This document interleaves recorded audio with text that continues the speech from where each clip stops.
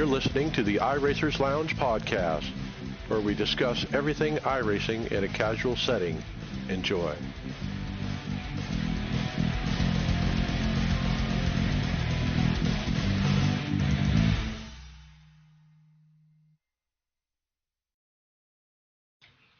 Welcome to the iRacers Lounge. I'm your host, Mike Ellis.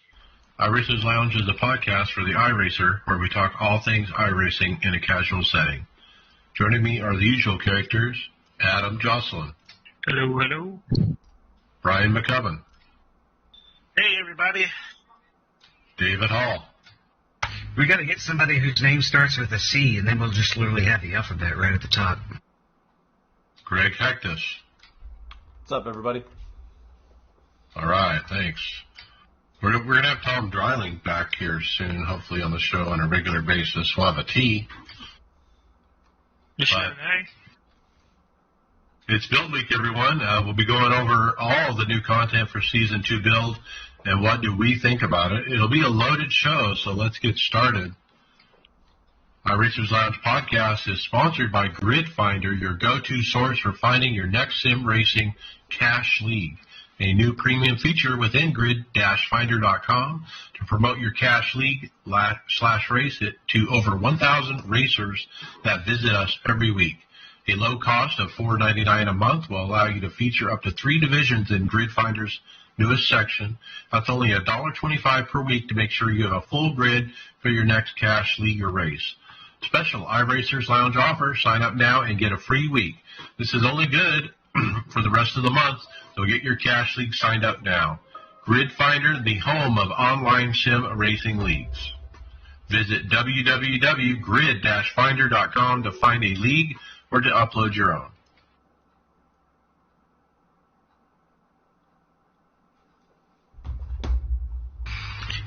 That takes us right into topics, and we're going to jump right in first with a teaser, and this one's actually going to have a little podcast history behind it, too, because we were supposed to cover this last week, but Mike cut it, actually, because he thought it was just about 5 flags.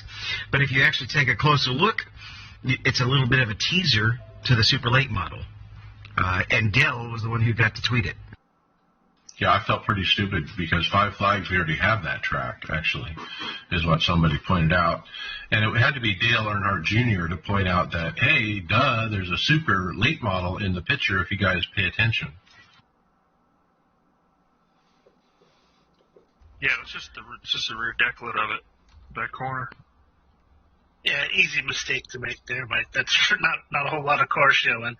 And, well, I guess 5 flags would be a clue because, of the snowball derby, maybe? I don't know. Yeah, makes sense. It was a good tease by them, and it went right over my head, obviously. I was yelling at the windshield in the truck last week when I heard you say, oh, 5 flags must be a new track. Were you the one who told me that? I screwed that up? Yeah, okay. Yeah. It's a little bit easier to tell what the deal is in this video, Brian. Yeah, Adam, why don't you take over? You're a SLM guy. Yeah, so the super late model asphalt, they redid the whole car, they redid the body, they redid the physics, and the car that was actually scanned was scanned about 15 minutes from my house. And so what the old body is, what I can compare it to, is like the Gen 5 Cup car. And this new body on the super late model, which iRacing just released, is comparable to the new Cup Series body. Bigger greenhouse, different front end, looks like more like a street car. Generally, overall, it's more boxy, but it drives, in real life, the car is comparable to the old car. They drive the same aerodynamic properties.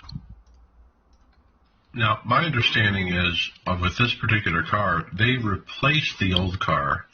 It's not like we can still drive the old car or the new car or either one or both. In this case, there is no old car. It is gone, and this is the only super late model on the service. Why are we doing it that way? That's a good question, because I'd say there's probably 60-40% of people that like the old one. Like, I like the old body. I think it looks slicker and faster, but things have to change over time, I guess, and you have to upgrade that. That old body's been around for like 16, 17 years. We also don't have every single version of the truck and every single version of the Xfinity car, right? So sometimes they just upgrade it instead of constantly putting out more legacy content that they would have to continue to support. Yeah, good point. It might be hard to like the hit boxes too on like a new body and an old body racing on the same track. What'd you think of the teaser video here? They show them going around the track. It looks like your typical super late race. Yeah, I think it's good. I think it looks pretty racy. I noticed a little bit more of an outside line was working. I just did some test laps, so that the thing drives a lot better. Didn't somebody say on the team they think that it's going to have a different sticker package maybe coming at some point for it? For like different noses? Well, what they did is on the real body, there's 3 different bodies. There's a Camry nose, there's a Mustang nose, and there's a Camaro nose. What iRacing did is they just left it generically flat on the front end, and you could stick whatever Camaro, Dodge, whatever Mustang stickers you want on the nose. So you're saying it's up to everybody in the paint department to do that? And there's a ton of new templates that people have made already for it. Yeah, and the paints don't transfer over from the old car to the new car, I understand. Nope, they don't. So I've made hundreds of paints and they're all gone. Now you got to make another 100. I also heard that it didn't work on road courses for some reason, but apparently they're going to fix it. Yeah, I was reading there was some type of camber issue on the forums when someone took it to a road course and the camber wasn't passing tech.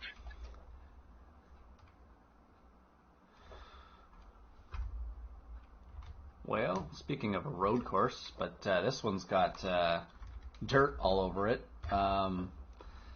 iRacing's Twitter page teased before the build here for Season 2 that there was a new track, and they wanted you to guess what the dirt pro truck was, track the pro truck was driving on. And, I guess we already knew the name of what was coming out, did we not? Before that? I don't think so. I mean, if you look at the responses to the Twitter, there's a lot of people trying to figure out what the answer is, but I don't think they did. Looks like a pretty nice track and an interesting layout to get around. I guess, Adam, you want to tell us, the next one here is an actual post on it, what the content is. Yeah, so this new track is Bark River International Raceway, and it's up in Michigan. And apparently, I was listening to another podcast, and they said it's like the kind of like if there's a Daytona 500 of off-road short course racing, this is like an Indianapolis to it. Yep. Yeah, I did see a response from Jim Beaver. He's the one who guessed correctly first, saying it was Bark River, one of our Triple Crown events. Looks wicked fun. I'm behind on getting these tracks. I don't think I bought the last one that came out either, so I need to get caught up. Because I was one of the first ones to say, when there was only 2 tracks for these trucks, that there wasn't enough. And I think since then they've put out maybe 2 or 3 more, so I need to get with it. Yeah, they're doing pretty good on putting in filler content and adding more stuff rather than running the same track over and over. Okay, so that brings us to the next newest road course on the service, a classic from Germany. iRacing Video introduces the Hockenheim Ring to the service. And it's a beauty, guys, just as you would expect. Of course, if you've watched any Formula One races, you've seen this track before. Well, it seems like this was the first time that they've done it off of blueprints too, right? This is the one that they bought the special scan for. They didn't scan it themselves, right? So this is a good see of what they possibly can be doing down the future, right? Looks like any other track they do, you know. Hockenheim's a really flat track.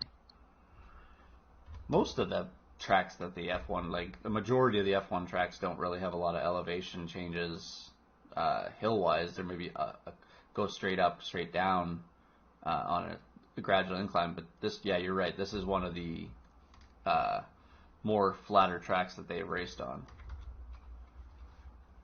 Have you driven it yet, David? This dirt road course? No. No. Hockenheim. Oh, Hockenheim, no. He's Sorry. fine. I'm behind. I was looking for the hot lap and also reading some stuff in the Discord.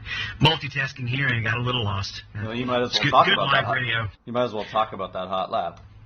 Yeah, we have a hot lap here presented by @Delar Group in the 217, and it's showing the prototype, the P2 driving around Hockenheim. Yeah, like full lap. Apparently there's 6 different configurations, I think. And from what I've read from other people about this track, it's going to be good for iRacing. I think a lot of the road courses are going to include this, the road course series. This is going to be one of the, the bread and butters. We did have a listener actually chime in, the same guy who taught me how to actually say Nürburgring, was letting us know that we pronounced this one correctly. And we get a kick out of our mispronunciations, especially Mike with names, and then I don't even get people's names right? But he mentioned that they're really excited in Europe to see this track going in. It's a track that means a lot to European road race fans. You have to wonder if they're adding like tracks like these. I believe, like those DTM European series and things like that race on like a track like this for the Germany. So maybe that's an open down the road to have some new car content down the road. Who knows? It's just another F1 track that they don't have that now they do have. How about that? And getting back to what we were talking about earlier, them not scanning this track, it's like one of the first tracks they've ever not actually scanned. I don't think they're going to be able to do that with some of the smaller tracks. I'm assuming that they probably purchased this scan from a high-end team, So I don't know if there's a whole lot of tracks that high-end teams are going to waste a lot of money on scanning. I think it's going to be strictly with these races that are very high-profile races and profile tracks. I was going to say, with COVID, it's going to be whatever they can get to, and this might be the only way for a while. Especially from the other continent. Exactly. But how about those details, Brian, when they don't have all the photos and everything that they normally do? Yeah, so one of the cool things iRacing added to the Hockenheim circuit was they actually added the memorial for Jim Clark, who was the British Grand Prix driving legend who passed away. He lost his life at this track in a fatal crash in 1968. It was a big deal when he lost his life here, and so iRacing actually added the memorial that's at the track where that happened.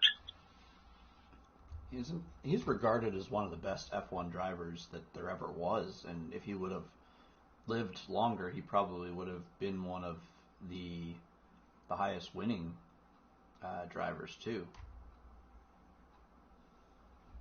Like I was trying to say, I can't imagine that this kind of thing it was included in the scan they purchased.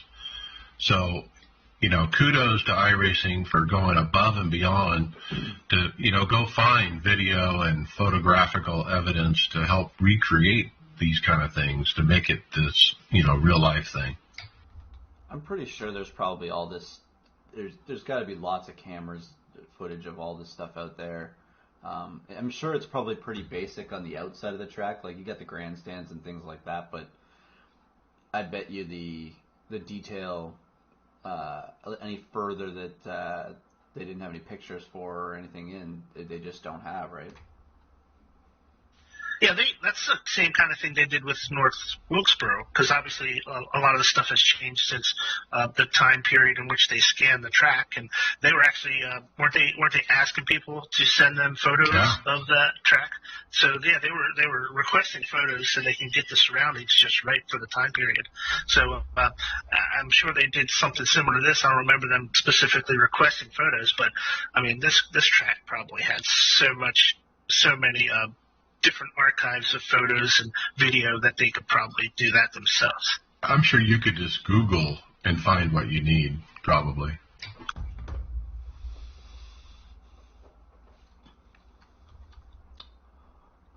Well, if I Googled iRacing's new pace car and thought about what they might design, I don't think I would have come up with this, but kudos to iRacing and their new sedan pace car that they've added in. I kind of like it just for the fact that it's something different. I mean, I always comment when we're in a hosted race or a league race that they put the Porsche out or the pickup truck out front of the field, because we're used to seeing the Mustang. So now we got this pace car that doesn't have any branding on it. It's kind of a mixture of a whole bunch of things, but it's really cool looking, and I think it'll be a good add to iRacing. I wonder if they got the pace speed for it right for Martinsville, David. That was actually fixed a while back. They finally fixed that in one of the patches. Enough squeaky wheels. The pace car is ugly. Okay, I'll just say it. How do you really feel, Mike? Ouch. Well, I actually spent a lot of time behind the pace car today with 20-some cautions in the Phoenix race. But looking at the back of it, the greenhouse is too small for the body. It just looks weird. And from behind, in the second or third row back, but I don't know if I like the idea of a non-manufactured, fake kind of pace car. It gets away from this whole everything is real. We're copying real life. It does look almost more hatchbackish when you're looking at it from that back right corner. It looks like it should be a hatchback, not a trunk. It looks like the roof was slid back 5 feet more than it needs to be. It kind of looks like you're following the car to drop off the kids at the playground or something. To be honest, I think this is kind of more modeled off of like the Kia Stinger, or the, it's kind of got like an Audi front end, but it's got like the Kia big body style for like their new Stinger car that they have. But I don't know. I think it's just a little bit different. The Mustangs suck too, so I didn't like the Mustang anymore either. It's been around for 10 plus years. Yeah, but it was time to update it.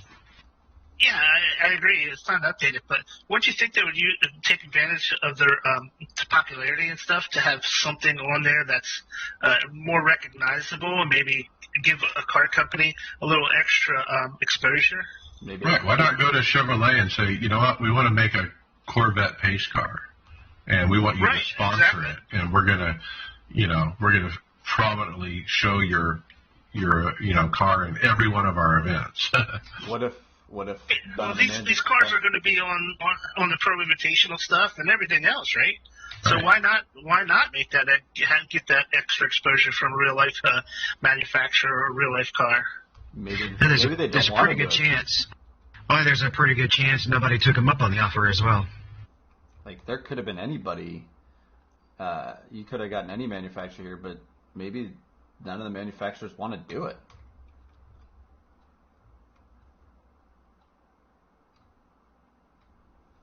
Yeah, now that all the money is in the sport, in the online version of the sport, it's getting more money related on some of the decisions. I mean, look what that's happened with Le Mans. Well, yeah, David brings up a good point there. Maybe these like if actual manufacturer doesn't want to get split between a sim right now, they want to be available in both sims. If they sign here, does that mean they can't be used somewhere else with the way that things are going right now?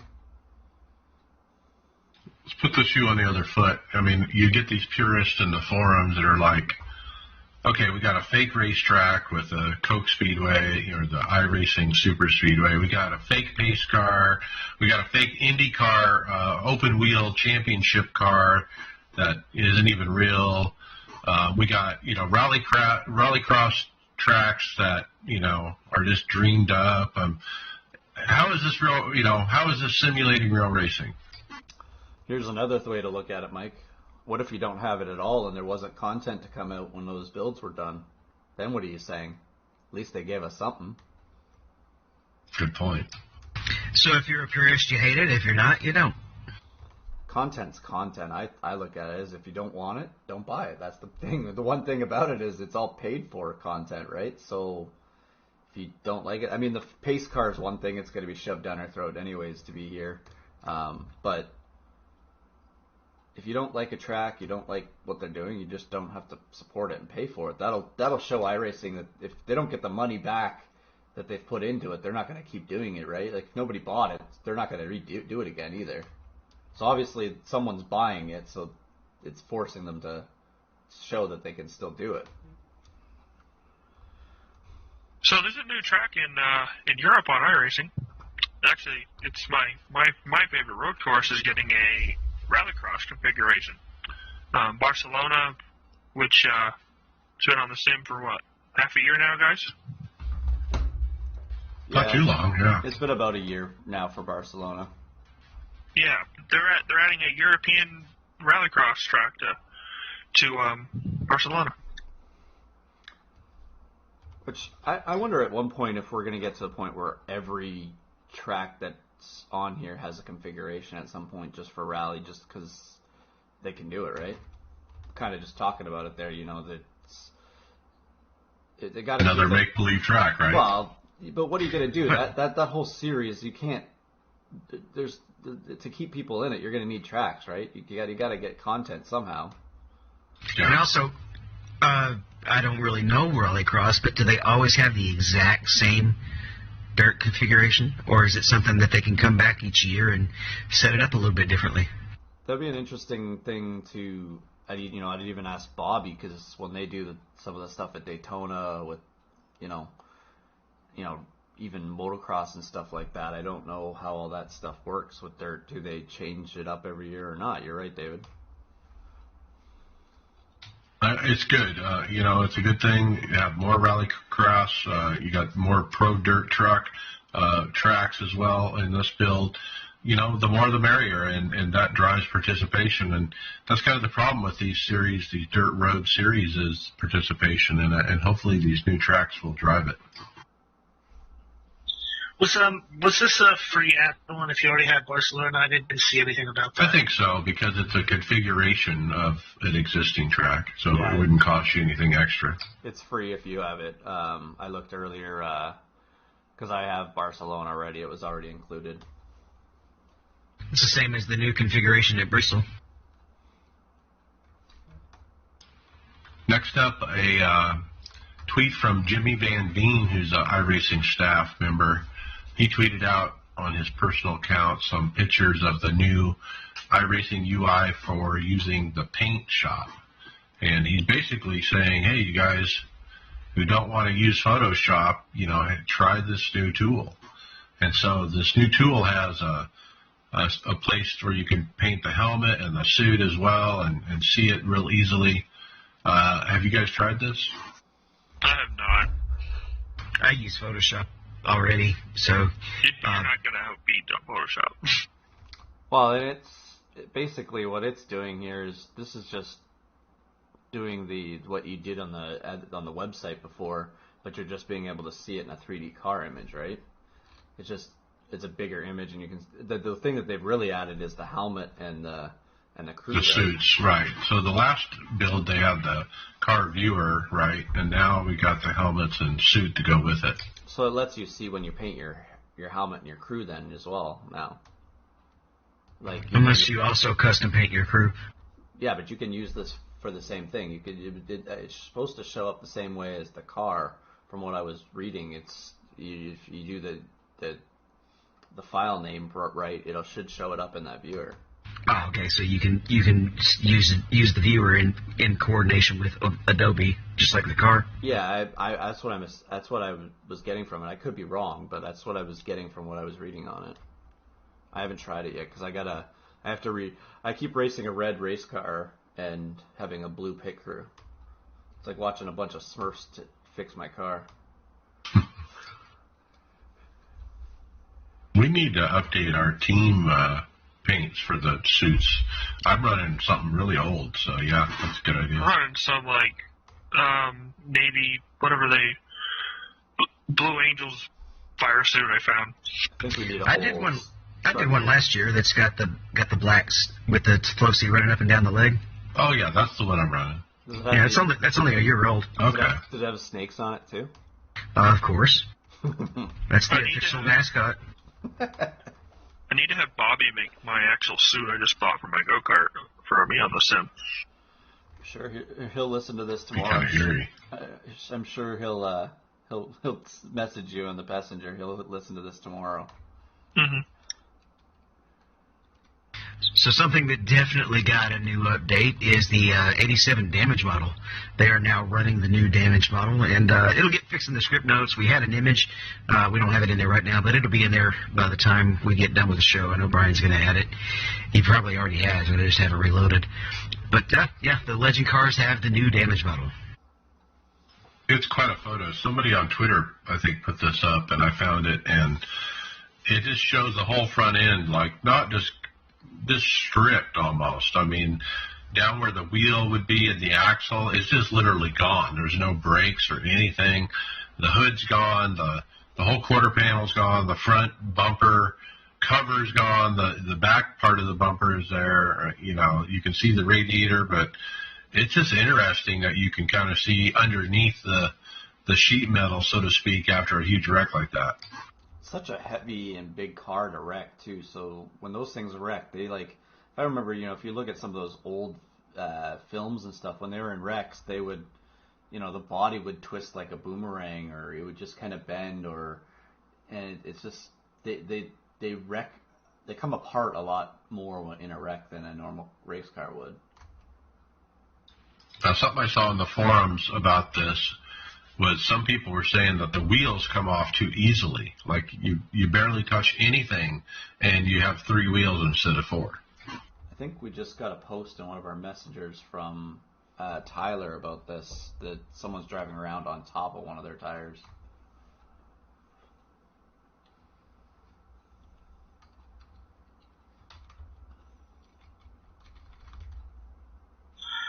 Okay, so there is a new addition to the AI section of iRacing.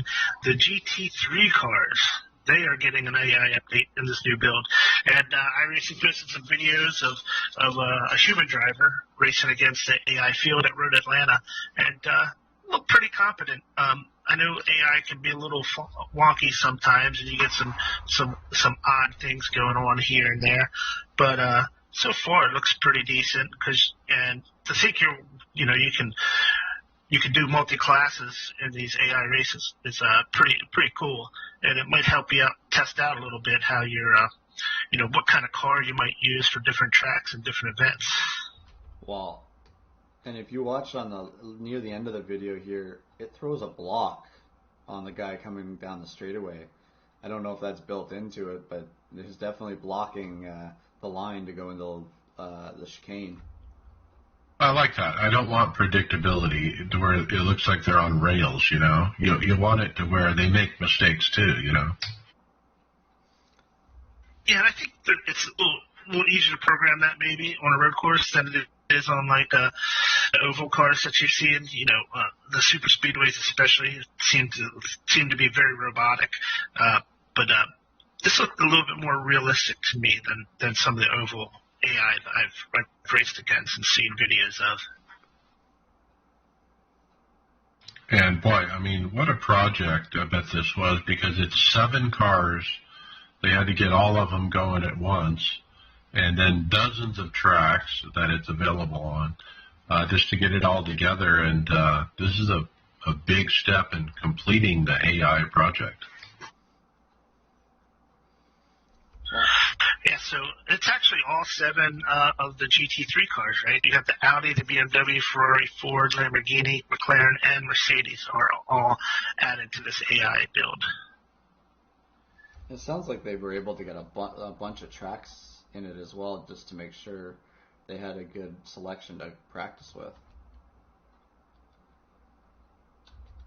So that brings us to the regular release notes. Now, everything we've talked about are kind of like the highlights. So now we're going to kind of pull up the actual list and go through what's left. So let's kind of talk about that. I'm going to first hit off on the highlights that we didn't talk about. So Bristol Dirt. I got to run this the other day. Man, it's going to be fun in the Cup car. I ran a couple races. I was able to keep it off the wall. You do have to slow it down a little bit getting in, and but it's going to be fun. I can't wait for the NIS race. And Tyler Hudson did confirm we're definitely doing Dirt Bristol for NIS.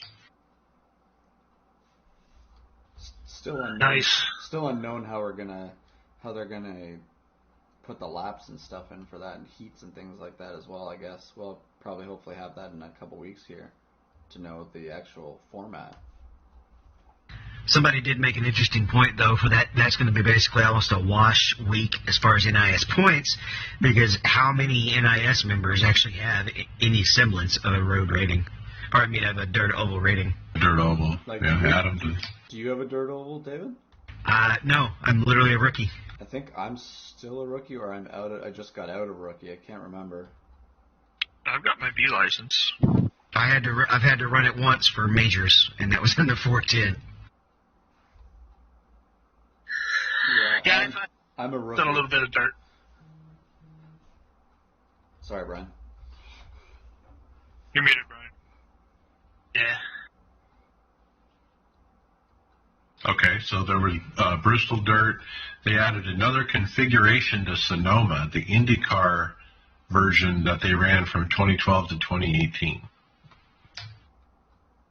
Which isn't much different than I think the configuration they've done now, because I think the configuration they did now, they just changed where the last chicane, or the paperclip ending the last corner is. I think they tightened it up.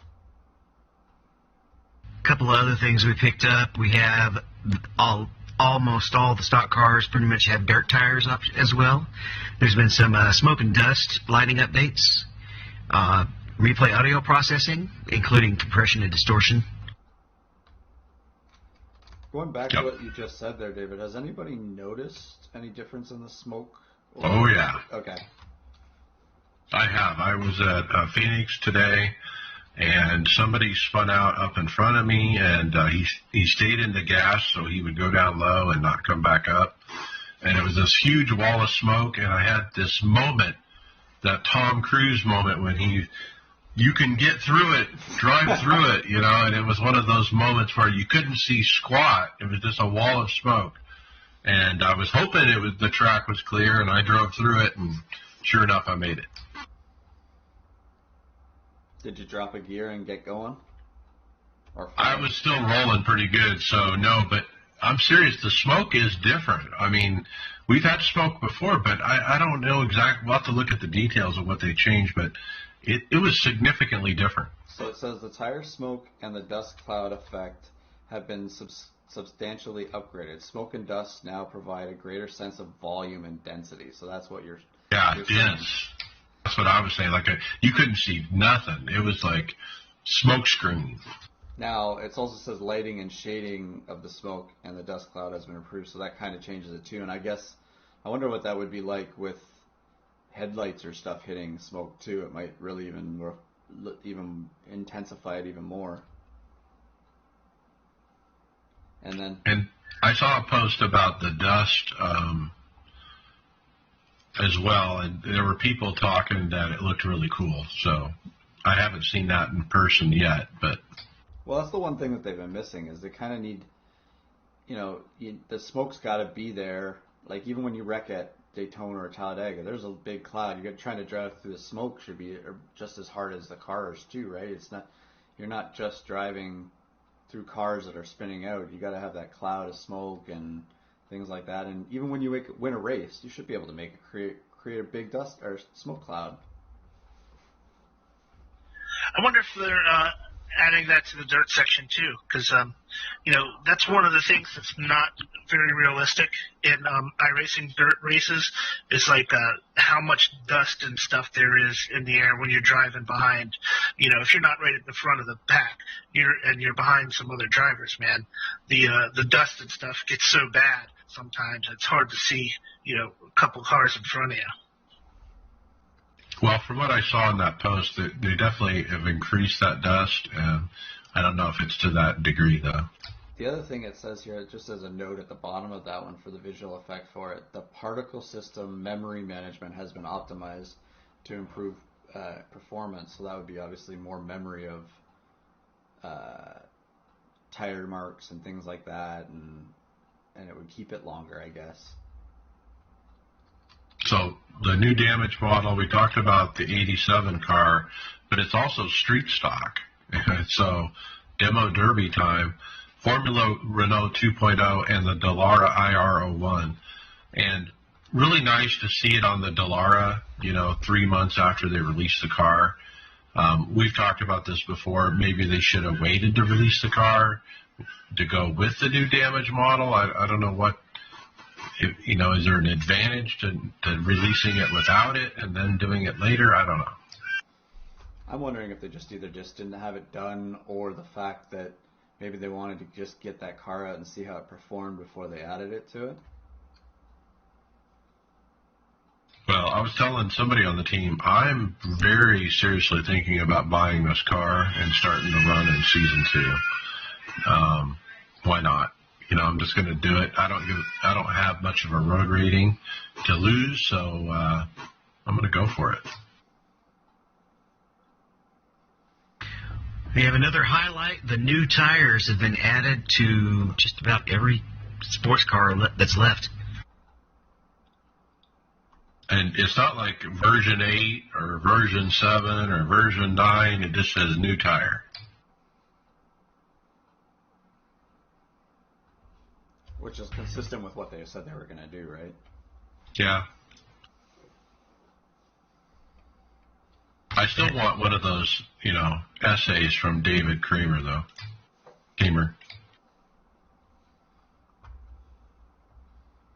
AI racing content. So they did, we talked about the GT3s, but they also did tracks, Auto Club, Oval, Hockenheimring, Vegas, New Hampshire, Oval, and road course. And I don't know if this is later in the patch notes, but Adam noticed that there's a couple of new road course layouts at New Hampshire as well. Yeah, so there's the main road course, and through the corners there's in turns 1 and 2 and 3 and 4, there's a little swoop that goes through the corner, and they made a north road course and a south road course, so both ends have the swoop in it. Depends which one you pick. When you looked at it there, Adam, did it say South Oval or South Road Course? It's the road course with North Oval and road course with South Oval. Okay, so they do show it here as the AI is just having the South Oval road course with the AI, but I don't know. Surprised they haven't added the Legends track. Oh, they do have the Legends track for that. Never mind. That must be new. I've never seen that on here. There's quite a few changes with the iRacing UI, but we actually covered most of those earlier in some of the highlights. Some changes on the driver side as well, on the member side as well. They've made some kind of change to make the iRacers online account more accurate. I guess that has to do with people calculating the member site versus the UI. Dynamic track.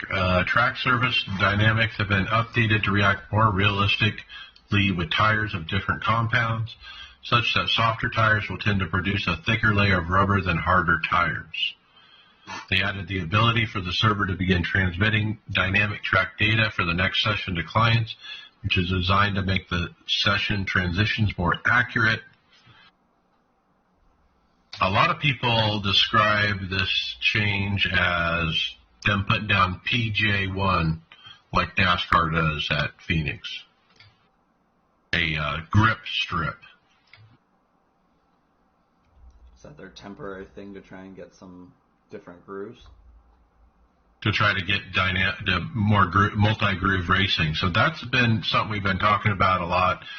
How do we get that back? And people in the forums and what I've been reading are saying, hey, they added these grip strips, and I, from what I read, I'm just going to paraphrase. Some of the staff members are saying, no, it's not grip strips. We did this, and that, but it's got the effect of it, where at certain tracks you're going to run like at Richmond, I think they were saying you can run the high line better than the low line, or at other tracks where traditionally a particular line is dominant, it's like switched now.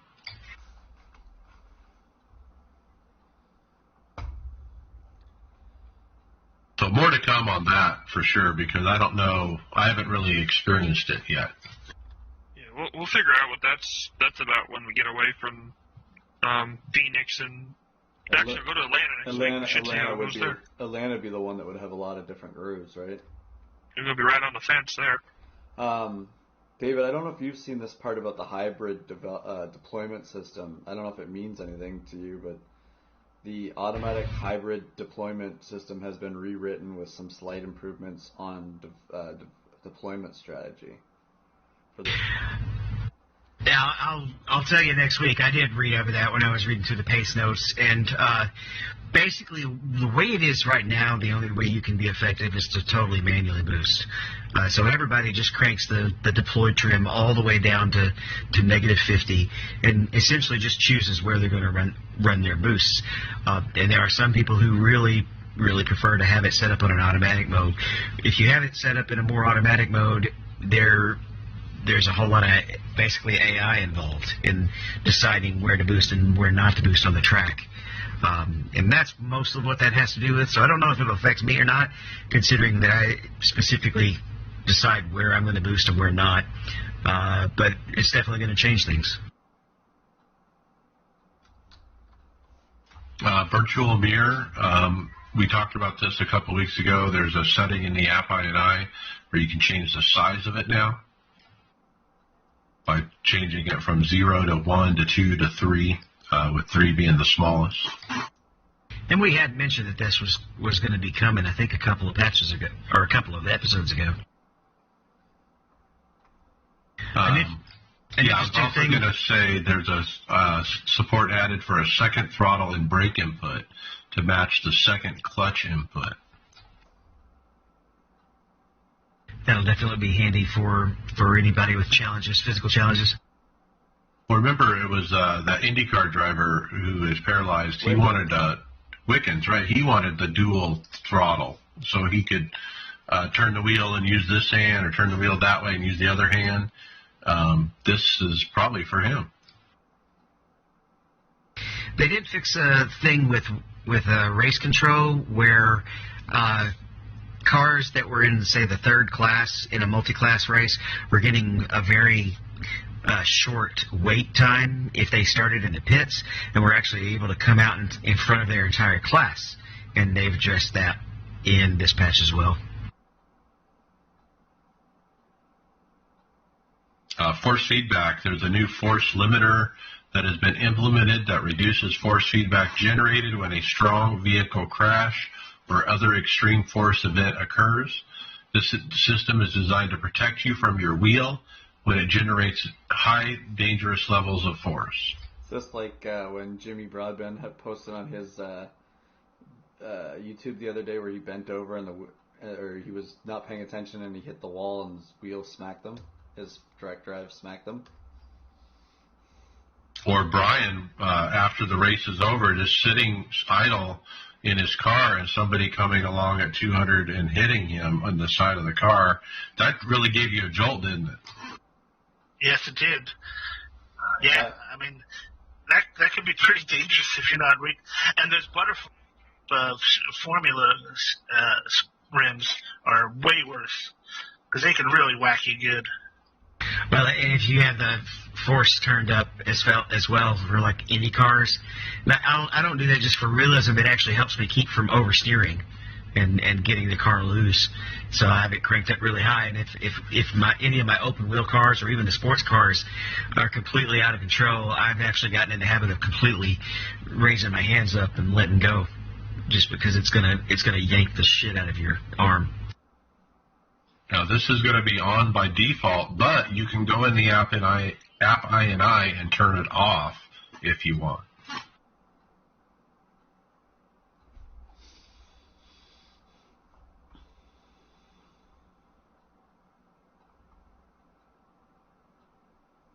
Let's say you join and you don't actually get to join under a guy's account, like with his password, where you can actually get in and directly spot him, but you're just going to be using TeamSpeak or Discord to spot for them. You can now join just as a spectator, but get the more immediate direct telemetry to spot with them. So you're getting the most immediate graphic data instead of what's sent out to just average to regular spectators. That's nice. Yeah, that happens a lot. We'll just get in to watch a race, and the next thing you know, we're spotting. So,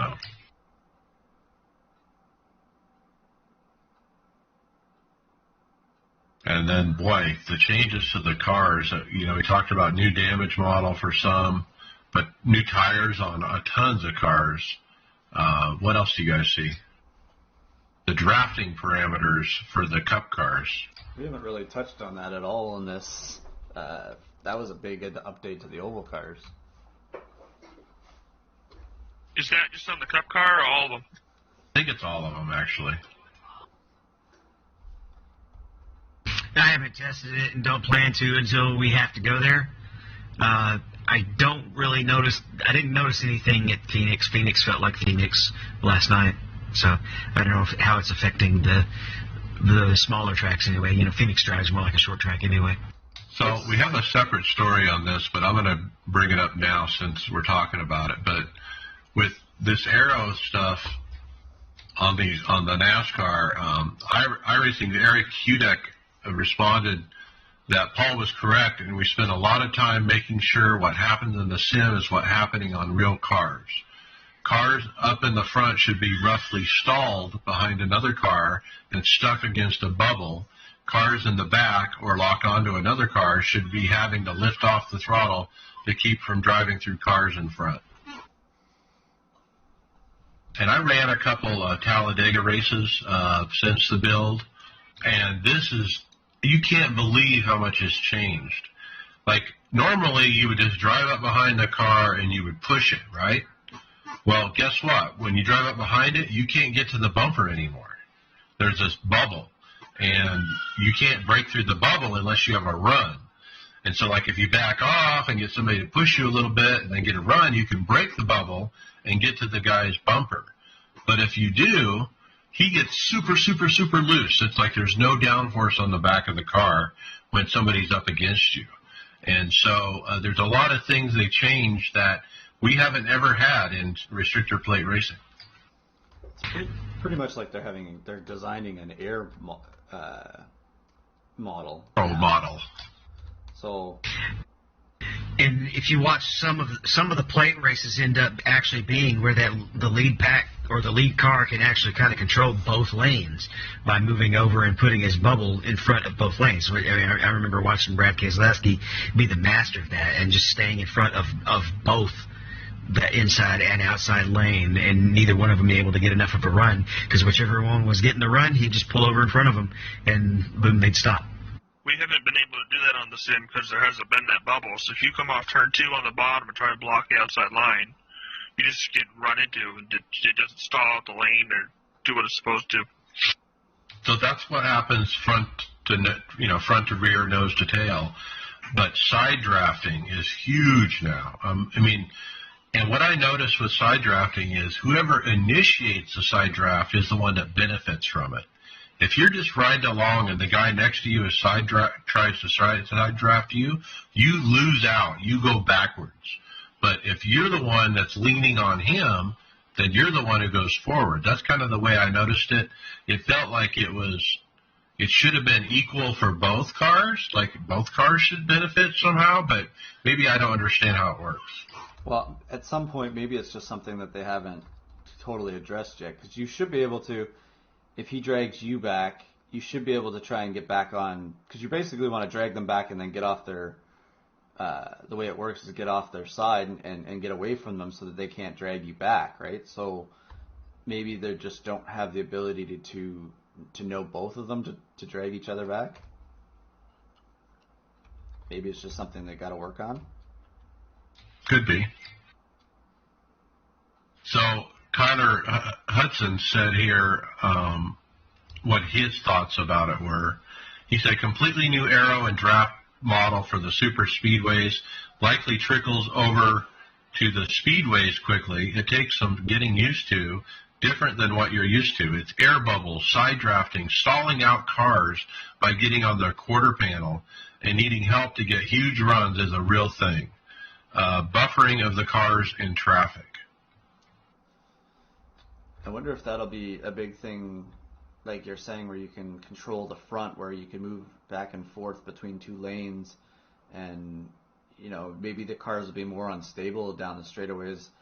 We're going to see guys that, we always get the people that are back and forth with their wheels not being able to keep it straight. Now, with it buffering, is that going to make it even harder to control the cars on the straightaway? Well, it might be easier because you won't be locked on. The car behind you won't be locked on your bumper, driving you in the direction that That's true. they're pushing you. There's been mixed reaction on this too. I've seen people that do regularly hosted, tallywhackers that run Talladega all the time hate it.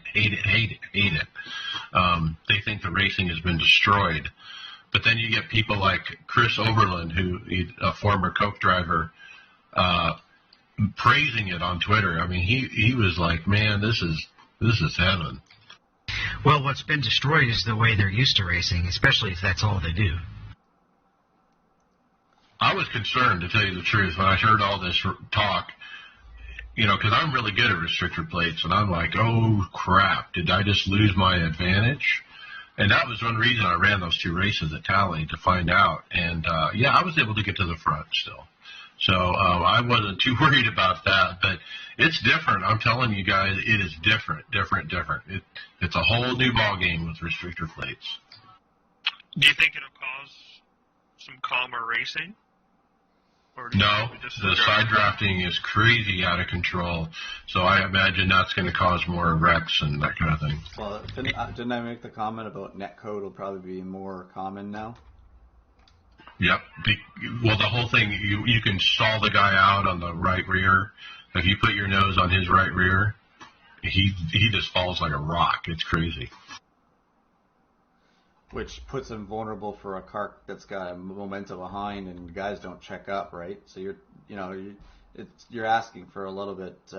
You're asking for guys to change their driving styles when they haven't done it in the past at all. With giving some space. Speaking of changing driving styles, I remember a few weeks ago, we had somebody ask about the restrictor plate races, whether you get behind the car, if you should lift the throttle or touch the brakes, to keep from running them over. I heard in this new build, if you lift the throttle, you completely lose your momentum, and you have to drag your brakes now. Well, if you're wanting to draft and you're the car in front, you definitely have to drag brakes to get the guy to connect to your bumper, because he can't do it by himself unless he gets a run. Back to the notes. The next car I want to mention, the Porsche 718 Cayman GT4. A bunch of changes have happened to this car, according to the notes here. I'm not going to read them, but I did read some very positive feedback in the forums about the changes to this car. They said it's night and day different. It's just much better, apparently. I glanced through most of the track changes, and it's just a lot of tweaks. Though one that did grab my attention was that they've moved the blue line at Daytona Road. It's now going to be more like IMSA, so it's going to be further out past turn 1 instead of back at the end of pit road. So you can't blend to the right, before turn 2? Actually, I'm sorry, not the blue line, the speed limit line, actually. Oh, the speed. So I said that backwards. They put it around the corner, David? Yeah, you have to stay under the speed. You have to stay at the speed limit now when you make the left turn. Yes. Until you get to the end of the wall. Yeah, so that was from this year's.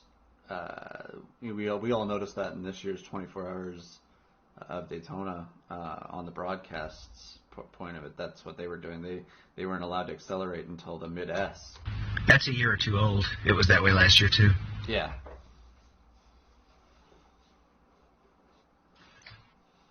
All right, let's get into the aftermath. What happened after the build, Greg? So shortly after the build, I guess I came across some people. iRacing put up on their iRacing support Twitter page that they're aware of an issue that the practice sessions that they were investigating. So if you registered for a race early, you were not being put into the practice sessions that you're supposed to be. If you just waited until the race started, you're able to join, but the practices weren't initiating. So they obviously had to fix that after the build here. Yeah, I think I noticed this Wednesday beforehand. I asked. I was 20 minutes early. I was gonna, load the set and that kind of thing, and there was like no practice to get into. So, yeah, apparently they got it fixed though.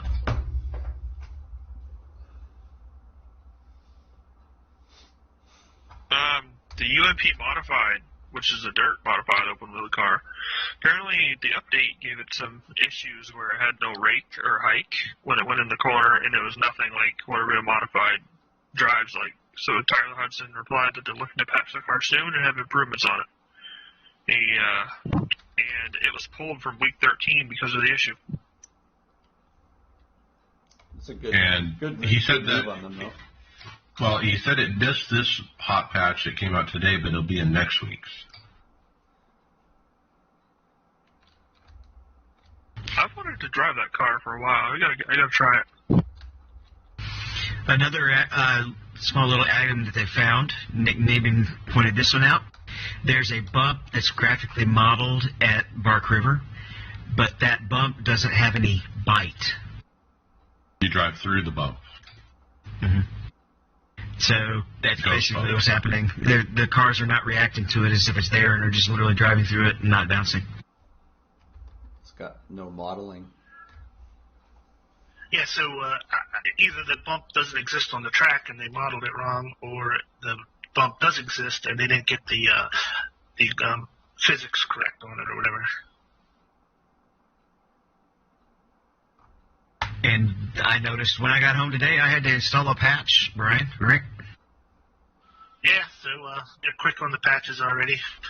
They fixed one of the odd things about this patch is actually the patch had a new car in it, which is I've never seen that happen before. A never announced car. The McLaren 570. Yeah, that was a total blindside. I didn't hear anything about it before. So the McLaren 570S GT4 has been added into this hotfix patch. But some of the other things is they updated the logos on the pace car, fixed some potential instabilities with the hyper extension springs in the new damage model. So a couple tweaks in the damage model. Yeah, a couple adjustments to the cars, Right. Little things. And there was apparently an error that would come up at Atlanta Motor Speedway, so they want to get that fixed with everybody coming to that pretty soon. So yeah, some different stuff with the new Hockenheim ring. They had made a couple tweaks on that thing. Doesn't look like anything super major, but just getting everything dialed in after the first couple days of everybody trying this out for the first time. I love the final note on the Hockenheim patches. A hole in the fabric of the universe has been patched, preventing drivers from leaving this plane of existence. That sounds like something you would read in a SpaceX patch or tweet or something. They've already found the launchers and have launched. How about that car, though, Greg? What did you think of the look of the new McLaren? It's kind of nice that they, out of nowhere, they've added this as a surprise. They obviously got some licensing maybe came in late or something for it, but it's such a nice, it'd be a nice addition to the GT4 class. I don't know how this is going to work when they do they have the GT4s in any of the multi-class, David, or they're separate now, aren't they? GT4 runs with the TCRs, actually. Okay, so and there's a lot of leagues that like to run a combination of like GT3, GT4, and TCR. Well, I think it's as long as they got enough room for all these cars to be added in, it should be okay for those classes. But they keep adding this whole GT. They just keep adding these GT4s. They can only have 7 cars in a race, or different types of cars in a race. So it'll be interesting to see. But I really like this car. I think it might be something. Maybe one of the GT4s. If I'm going to run a GT4, this might be the car I might have. With IMSA being Class B now, the Mission Pilot Series, I think, is GT4 and TCR. And that's basically the C-Class style multi-car racing now, or multi-class racing.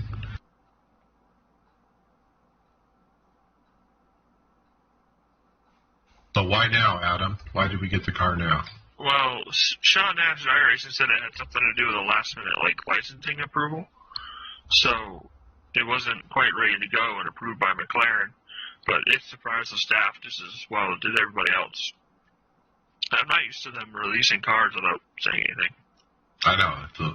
We never even heard that this was scanned that I know of. Doesn't it seem kind of odd that they would not have the licensing all lined up before they even scan it, yet alone start building it? You know, it seems like something that could fall through, and they waste a lot of time modeling these vehicles. It could be a final somehow approval It might be thing. a release time, right? It might be a release or a final okay of what it looks like, because maybe they got to sign off saying this is exactly what we want. No, I want you to change something like this on it, or bring this. These liveries are the only ones you're allowed to take it, put out with it, type thing. Remember they ended up waiting on iRacing Super Speedway because of some approval issues with Coke, and ended up not even putting their name on that track. So That's true. They did all that work without that being done. Yeah, but they could still release that without having that sponsorship. If they didn't get a license approval from McLaren, Right. they're not going to release it with a different name or anything. Yeah, good point. Let's talk Road to Pro, Brian. What happened?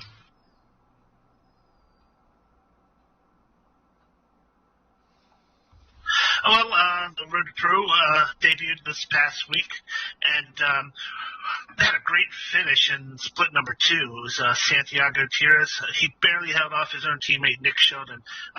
So Jacob Hitz, he tweeted the video of that finish, so check that out. Jacob Hitz, Hitz, and he gave a shout out to STN Racing for running the show. And I did watch the end of that race. It was a fantastic finish. So Road to Pro is underway. So guys are getting ready to try to make the next level of the Coke Series. So Santiago Tires, after he won the race, he's a part of North Force Racing. They do the setups to help him out with at his races. He shouted out to everybody after that victory. Yep. Nice win for him. A good way to start off the season. I actually didn't watch that race. I watched the top split. Greg, what happened there? It looks like, and I haven't paid attention to this one here, but the Road to Pro top split, bring it up here. Sorry. I guess Parker. Who's the one leading here? Sorry, I just had the Retzlaff. Parker Retzlaff won it. Was holding or passes. Sorry. Derek. Is it Dirk? Derek. Bourdois. Dirk Bourdois. In the closing Bordeaux. laps. Bordeaux in the closing laps. Sorry, not the names.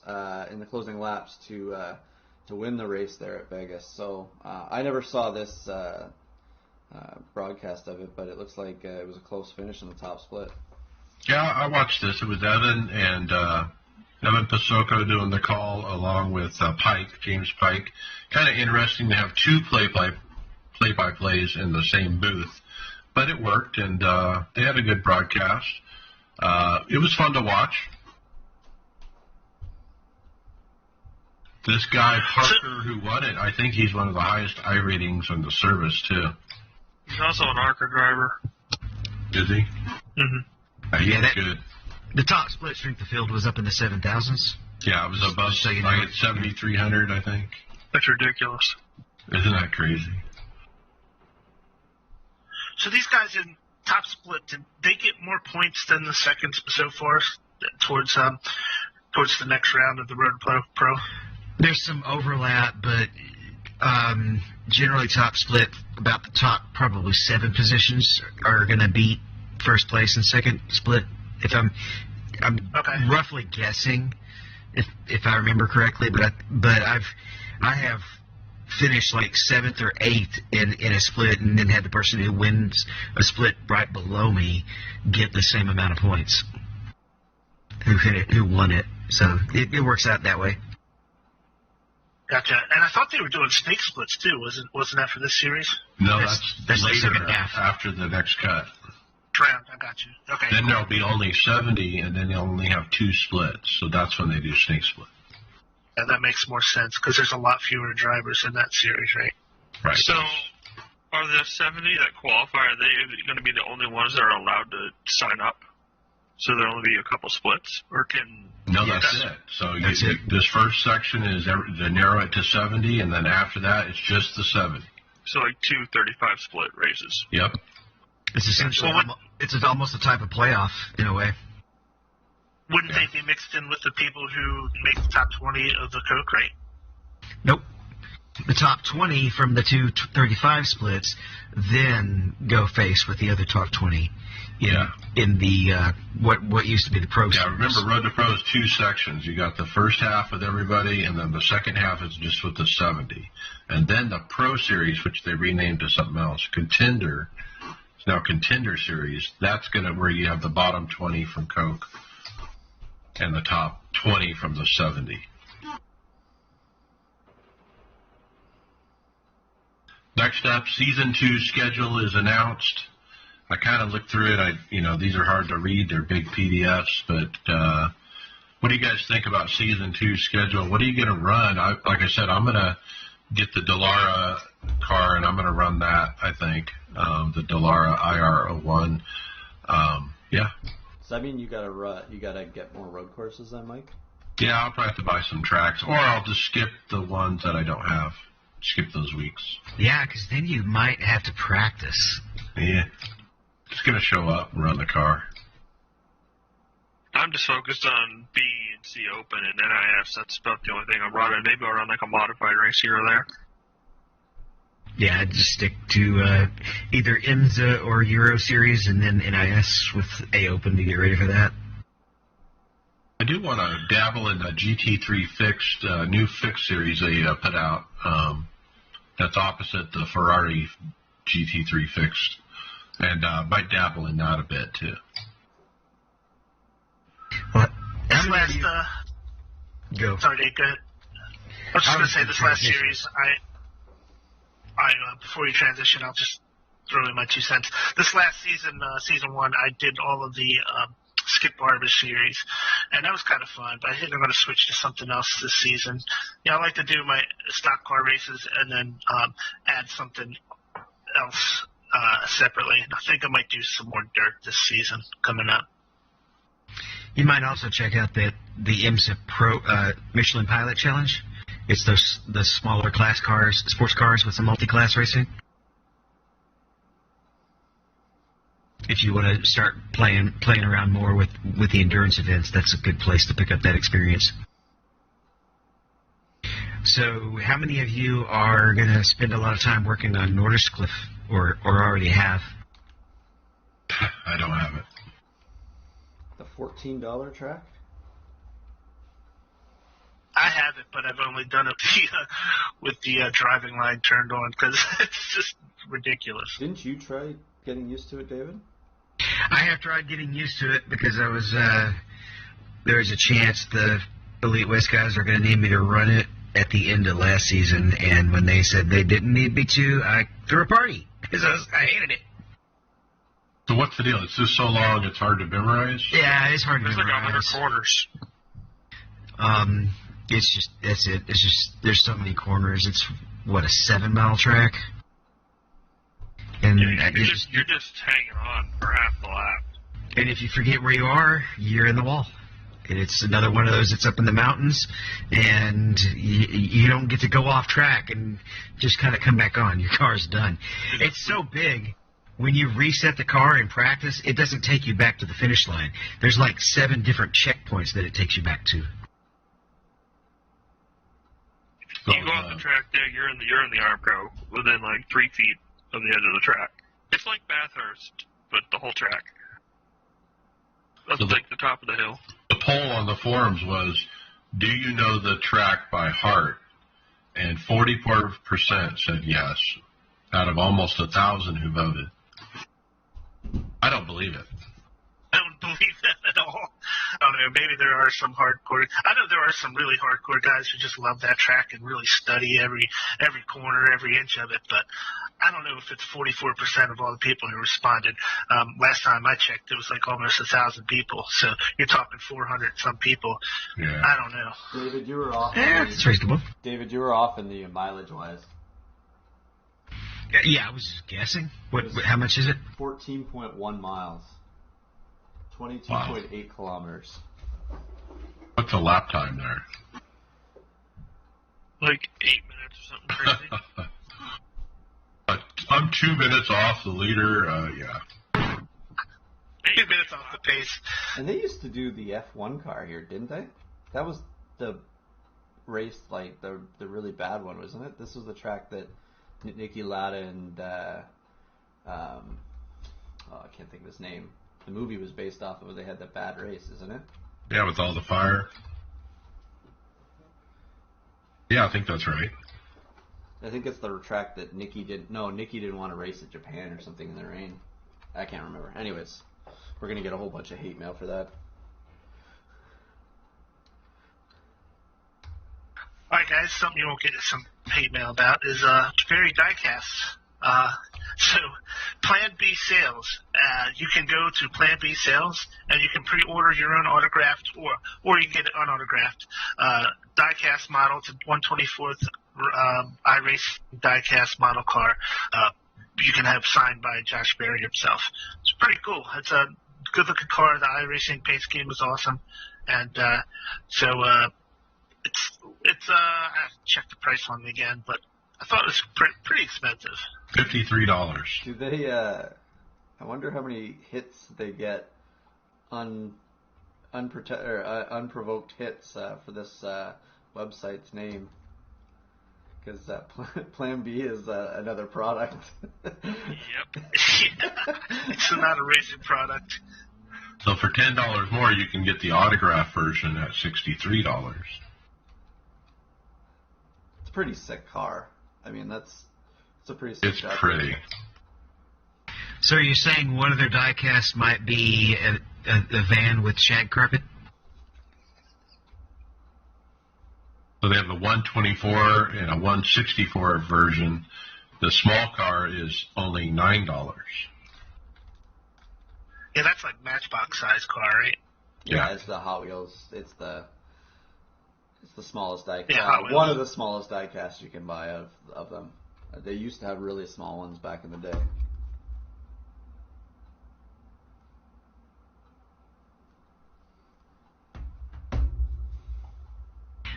We're going to talk some Season 1 stats, and we could dive deep into it, but we still got so much to hit. I'm just going to really focus on the overall numbers. And in the 2021 Season 1 road stats, we saw a bump back up in the participation from the 2020 Season 3. I don't know why Season 4 is not on here. That's kind of weird. But Season 1 was higher than Season 3. And you look at you see your normal bell curve on your iRating participation and such. Same with the licenses. And then you can, if you want to look at our link, you can dive into all the deep dive. But it just shows that the participation has come up a little. And then if we look at 2021 Season 1 oval, that number is down. But again, he doesn't have Season 3 or Season 4, so I don't know what's going on there. I don't know what's up with that. What I focused in on was the NIS numbers. NIS Open, 3,800 drivers total, but full seasoners, which means they're running every week, 701. But on the fixed side, it's almost double that. We have 6,500 drivers and 1,247 full seasoners. Now, how do you have full seasoners on that? Because there are 4 races in. Well, right? They've run 4 weeks. Okay. So we're already down to only 20% of the people who ran the Daytona have run. That's normal, though. I guess. Especially with the second race being the road course. Yeah, that one really Yeah. threw a bunch of cold water on me anyway. I mean, if you look at it, that was definitely a deterrent. Like, I'm sure you probably get a bigger percentage there if they actually go to California instead of the road course. And that percentage could probably go up at the end of the year if Daytona Road, for example, turns into a drop week, and then people actually would be added back onto that percentage, wouldn't they? Yeah, maybe if they just skip that week only. Right. And once the drop weeks are counted, they would actually be considered running a full season, right? Because I don't think that full season includes drop weeks or not. Well, there's 6 road courses, so they're going to have to run at least one. You're right, and one dirt. Yeah, I was gonna say 6 road and a dirt. You're looking at you got to finish. You got to take at least 1 or 2 finishes from that to account for your 36 weeks or 30 weeks. Yeah. And if you take a look at the dirt stats as well, it's the same thing. They're missing a couple of seasons in the overall participation. It does look like the most popular series running in dirt right now is the 358 Modifieds. That's the smaller one, right? Yeah. That's the compact mod. Yeah. I just probably offended somebody saying that. Nah, let them be offended. So these were all done by Rob Crouch again. He's awesome at doing these breakdowns of the stats. And I guess if you go into the forums and look up Rob Crouch, you can find all this stuff in the forums. Mike, we need to maybe try and get him on the show sometime and ask him how he gets all this data compiled. Good idea. He's from Australia. Yeah, so he would be in the morning. It'd be a morning for him. Early morning. No. Well, they're what? 12, 14 hours ahead? I can't remember.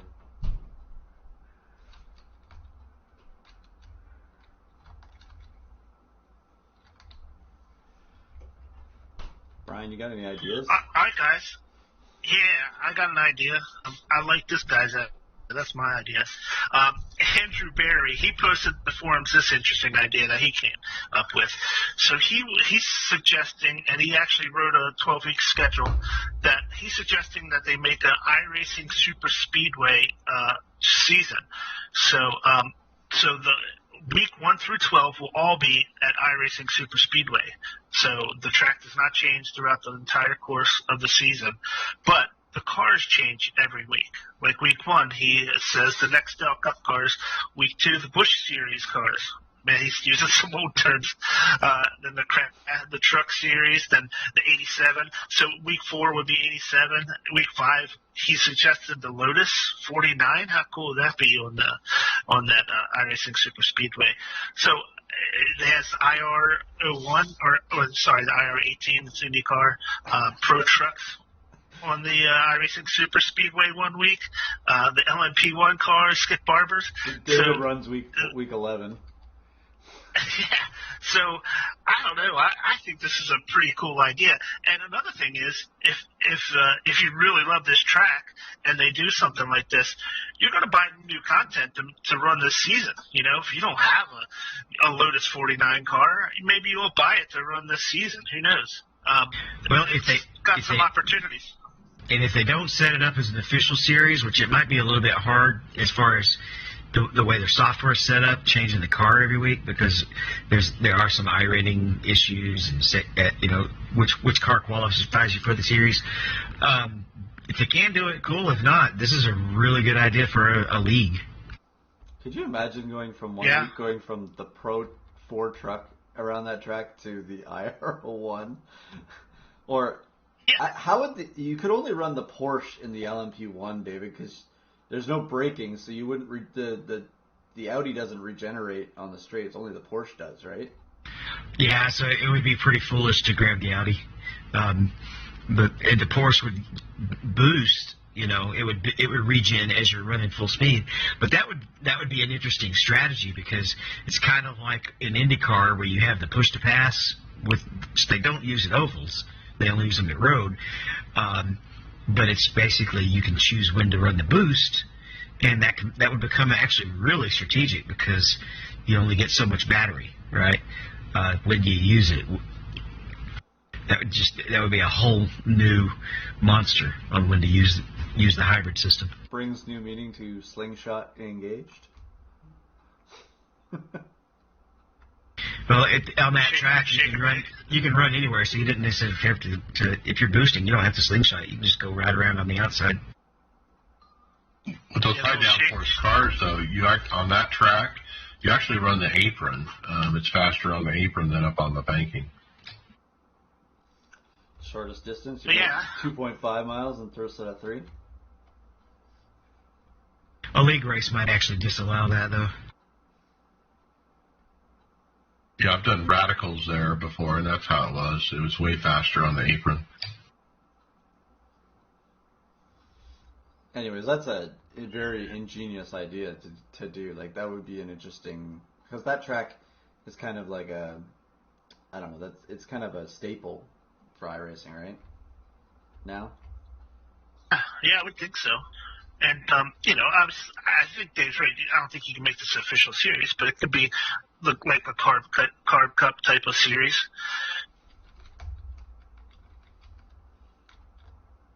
I like it. Good idea.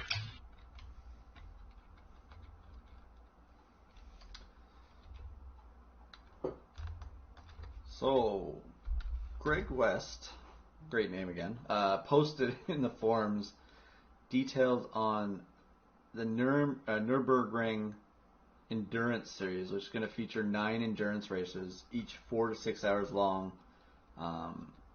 And it looks like, so the classes they're going to have is, they're going to do different classes, obviously, per each event, does it look like? Yeah. So they got the GT3 class, GT4 class, a Cup class, a TCR class, and an MX5. Okay, so they're all running together at the same time for these. So they got different dates here. For April 18th, they're going to have the 4-hour event. May 2nd, another 4. May 30th, 4. July 4th, 4. July 18th, 4.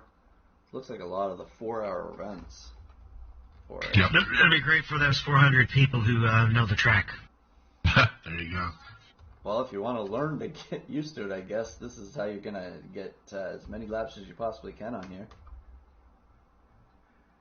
So they're going to consist of a 10-minute practice, a 30-minute qualifying. So the penalties, it's 50 incidents, is a stop and go, and then after every 20 for every 20 you get after that is another stop and go. Interesting concept, but I think this is the first time that they've done this whole thing here, where they've done a single track.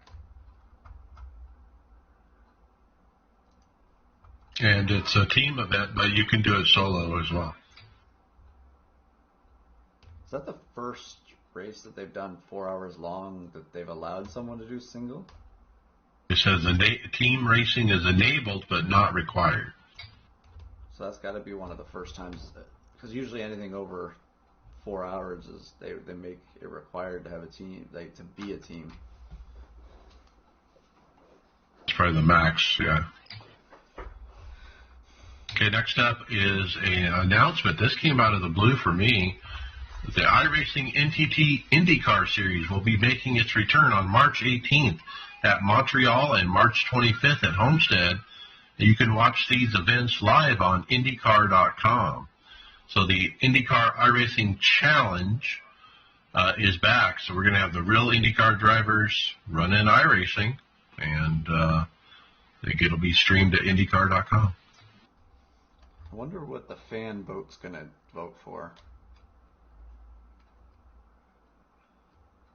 So 3 races, going to be Thursday at 6:30 p.m. Eastern.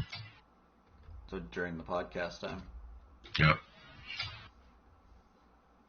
I'll have to check a replay, but that's going to be something to watch. I enjoyed watching the IndyCar guys last year, especially in the Indy 500 race, with all the drama with, what's his name, the F1 driver. You're talking about Lando. Lando, right. Lando and the French guy who tried to wreck him and all that stuff. Lando Norris. The other thing I've been looking for, I don't know if you guys have the answer to this, but I've been looking to try and find, are they doing the IndyCar NIS like the NIS again this year? Have you guys seen anything? I haven't. There's nothing posted about them running it again this year, where they run the full schedule. If anybody's listening to the podcast here has any information on it, let one of us know, because I'm interested in running it this year, but I can't find any information on it. You haven't heard? I assume they're going to have it.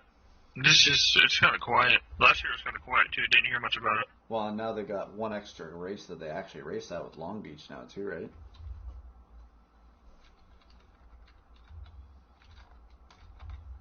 Yeah. We would need to find setups, too, for that. This kind of makes me miss an IRL season in iRacing, where they actually follow the schedule like NIS. Well, They had something sort of like it last year. yeah, they had it last year. They just didn't, any of the tracks that they didn't go to, because I think St. Petersburg we don't have on here, and there's a couple other tracks that they didn't have. They just either they skipped it or they filled it in with something else last year when they did it. I did the first couple races, and then I kind of fell off. Now, I do remember us talking about something along these lines a couple of episodes ago, but there's a reply from Greg about the 3D modeling at Hockenheim with the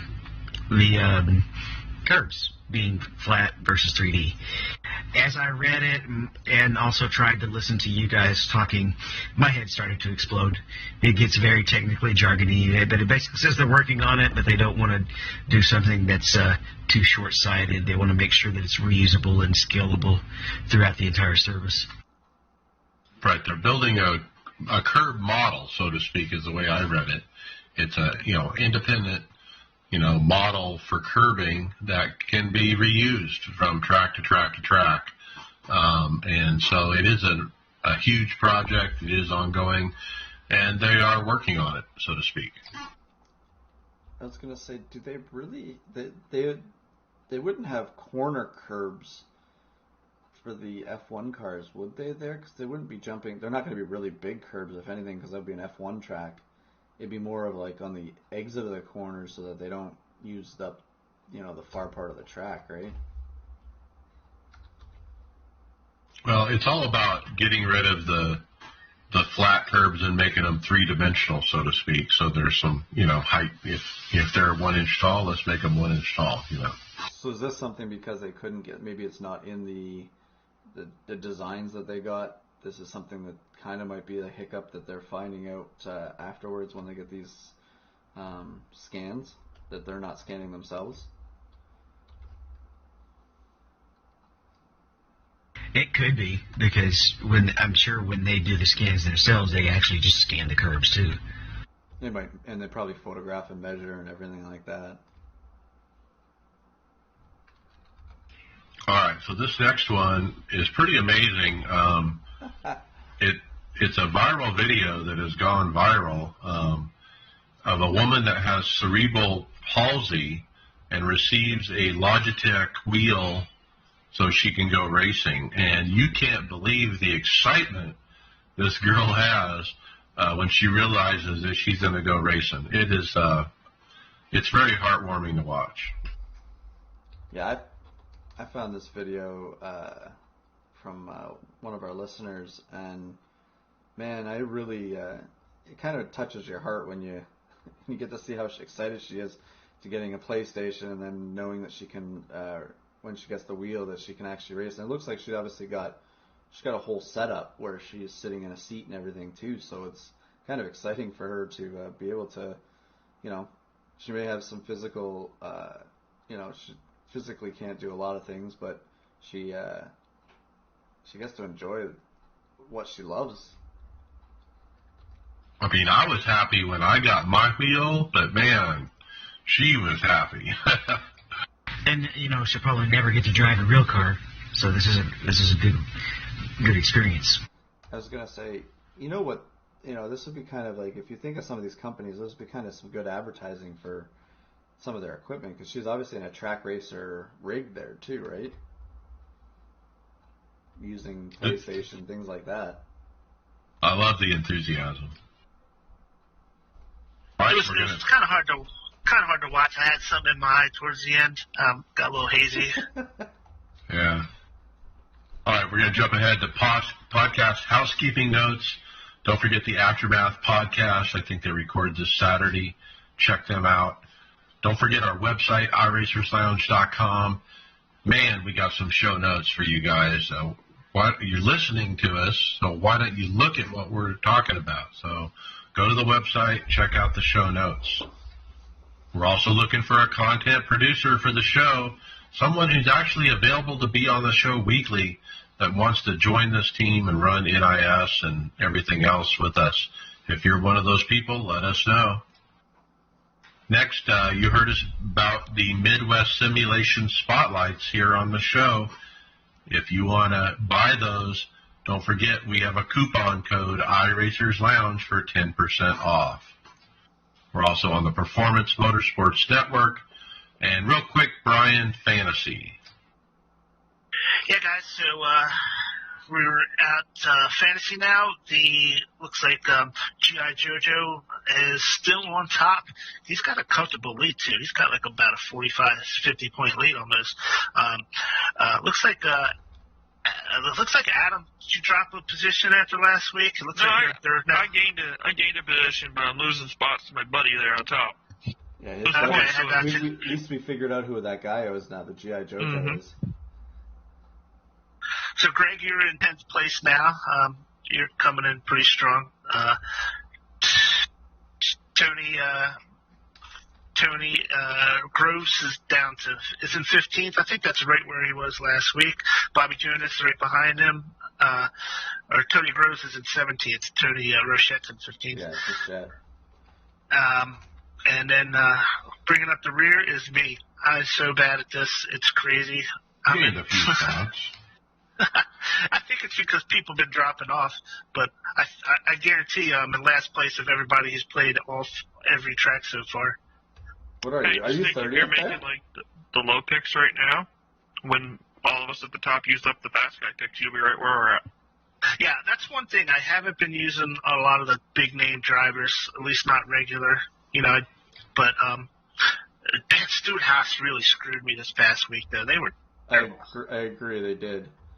I think I'm overthinking a lot of this. Like, I'm trying to not use the typical ones until we see how the playoffs might look near the So Tyler is holding up the rear with you there, Brian. He missed a week. He forgot to put in his picks for a week. So, but he's still ahead of me. So hold the mic. Yeah.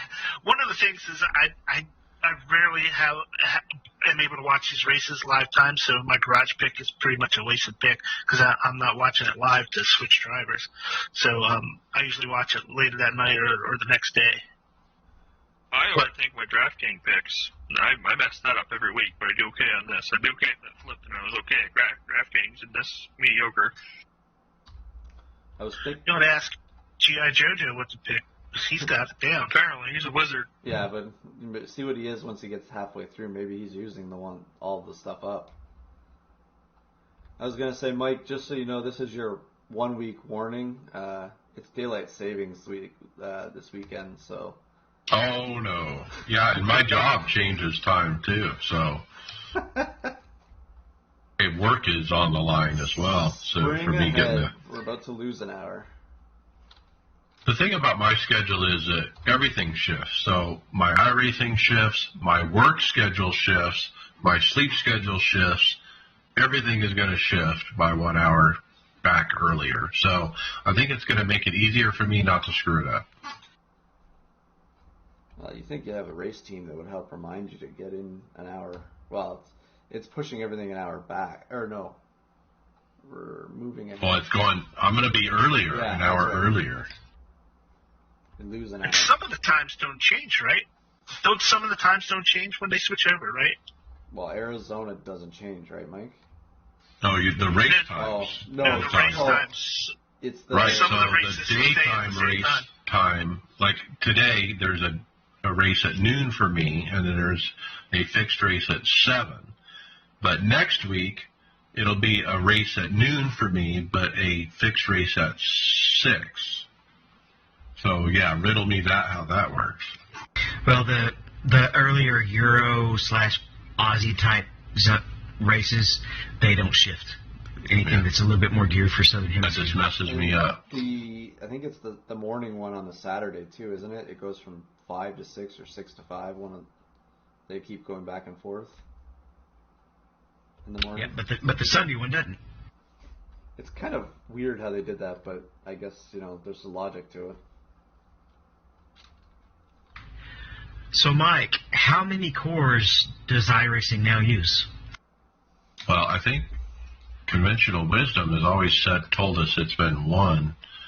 But David Tucker reminded us this week on the forums that's really not the case anymore.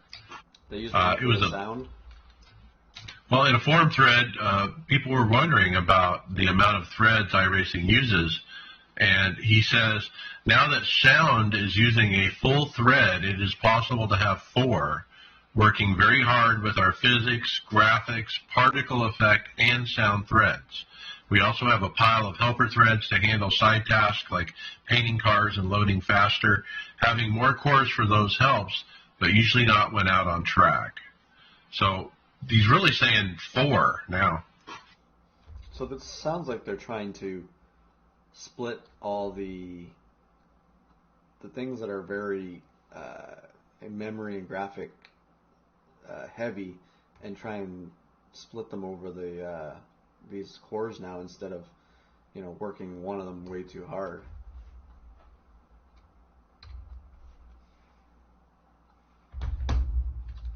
Okay, just something you might need to know. Brian, how about the helmet view? Yeah, this is from Wallstra. He posted a picture in the forums of a helmet view that he's created on his triple monitor screens. And it kind of mimics the view that you would get looking through the helmet, where there's some spaces where it's blacked out. So if you're looking at his triple monitor screen, like, part of it is blacked out, where a helmet would be restricting your view. So he used that by using some of the JRT dashboards, and he even says if you want to how to do it, you can you can reach him by private message through the forum. So it's Tom Walstra, Walstra, and I guess in VR you kind of get this view just naturally. I don't know if I'd want to do it if I had triples. You can. I think you can. I've seen this for overlays for like your Twitch channels and stuff to make it look like you're in a helmet. I don't know. You pay for 3 full screens. Do you really want to obstruct most of it? Like, I don't know. Like, what do you guys? 2/3 of it is obstructed, right? Any of you guys that run triples, like, do you see a need for that? I mean, it looks cool. I mean, for me, I like the idea of it being an overlay for my stream, but I do not want anything that's kind of going to restrict any of the advantage I get as a view, right? Unless you've got something like Track IR, then this is kind of silly because the triples is negating some of the disadvantage you have of not being able to turn your head. All right? When we're in VR, we've got extra vertical FOV, but we've got pretty close to the same horizontal FOV that you're going to have. This guy says that it's actually a little bit wider, but that's just pretty much how far out to the side you can see. Never mind the fact that other than what's right in front of you, you can't see that much resolution in your peripheral vision. You basically can detect motion, and that's about it, right? You can't read stuff that's off on the side like you can in the middle. Our eyes are really good at focusing on what's directly ahead. But when we're in VR, if I have to, like if I'm wrecked or sideways or doing anything, it's easy for me to turn my head and just take a peek. I'll even, when I find myself doing a lot of times in the oval racing, even though I'm listening to the spotter, I'll look to the right just to see whether or not I'm going faster on the straight than the guy that I'm beside. Is he going to pull back ahead of me, or am I going to be getting closer to clearing him? And then I'll look forward before I give it the turn. And if you've got triples, you need that. You need that extra range because you can't turn your head. I think you kind of just hit on something there too, David. If you're going to be going, especially with ovals, if you're going to be able to be dragged by someone else using aerodynamics, you're not going to know if they're faster down the straight unless you're looking over there, because you could stay clear and all of a sudden they kind of get a little bit of your side draft, and then you're being dragged back and now they're going past you again, right? Yeah, there are a couple of buttons that you can set that do look right and look left. But back when I had just the 2 monitor setup that I kind of ran in a weird way, that was extremely hard to drive. I don't get motion sickness, and that gave me motion sickness because it just didn't feel natural. All right, one more quick one. Adam, the new DSD wheel adapter. Yeah, so Derek Spears' Design released a new dovetail slotted snout for their that can go on a Simucube 2 servo. It's a wheel adapter. You can put any wheel you want on it. It's ultra strong. It's $40 US shipment and $50 international. It's 3D printed, and it's a 70. You can put any rim on it with a 70 millimeter hex pattern. Yeah. He said it will not twist, it will not slip, it will not fail. Will it get stuck where you can't take it off? That's what I'm wondering. That's Mike's main concern. Yeah, I'm wondering what to do with my stupid wheel. I've had races this week where the buttons stop working, the paddles stop working, and the only way to fix it is to reboot the wheel. Well, I'm in the middle of a freaking race, and I have to, pit and then turn off the wheel and turn it back on, and then I lose all my track position. This sucks, and I'm just tired of it. You got to get that rim off and get it lubricated so you can take it off when you need to. I don't know why I never took it off. I was just thinking, I don't have a second wheel, so why would I take it off? Maybe you should buy a second wheel. Especially if you need an F1 rim now that you're going to be running road. Well, I'm just thinking, how am I going to resolve this? If I have to ship it to Fanatec, I can't ship it. I mean, I have to have some monster box because I can't take the damn thing apart, because everything's attached. So I'm just I'm going to cut my losses and just buy a different wheel. I'm just going to buy a VRS wheel and be done. Throw this thing in the garbage. All right, results are next. NIS. Let's talk about it. How we ran Friday Open. I blew up. I actually started fourth. Ran really good to the first caution. I realized on the second to go, with the 2 to go on a restart, my shifter was not working, and I couldn't get out of fourth. So I'm thinking, oh, crap, how am I going to restart if I can't get down to second gear? So I pitted with the 1 to go to reboot the wheel. Because it was the 1 to go, I got the black flag. I had to pit under green. I finally got a wave around, and then back on the restart, some guy went up from second to third and just stopped going. And we all piled in, like 3 or 4 of us, just drove right over him. I blew up not long after that. David, pee horrible. Yeah, I had an adjusted cue set that I had tweaked to be a little bit tighter, and then I had the cue set that was originally given to us, and then the race set. I loaded the adjusted cue set, ran my cue set, and then went and loaded the other cue set instead of the race set. And, you know, I start off the race, I'm like, damn, I'm not supposed to be this fast early. About 3 laps in, my JRT starts blinking. Oh, crap, I'm in the wrong set. So I had to pit and take the tape off. And not only that, I never got a chance to get the laps back. But even if I had, that cue set, even with the tape taken off, was horrible after 10 laps. And so, yeah, it was just it was a throwaway race on an error. And it wasn't that I didn't change sets. I just loaded the wrong damn set. That reminds me, I guess I didn't have my results down because I had the same thing happen in my race that Mike had. Is a guy in second place on the start of the race shifted, guessing he had a Fanatec, their famous shifter, shifted from second to third, and it went recognized first. Spun out in front of the field and took out, I don't know how many guys it took out, but it was enough where we didn't get back to the start-finish line, and there was probably about 20 of us pinned behind the pace car, and we hadn't even run a lap. We didn't even get past the start-finish line, and we get the wave around. I had got going on the restart. I was slower, and eventually the motor just gave out. It was running too hot, and yeah, I think that was the worst finish I've had. I finished like 37th, 38th in that race. We got an 8-ball for Brian.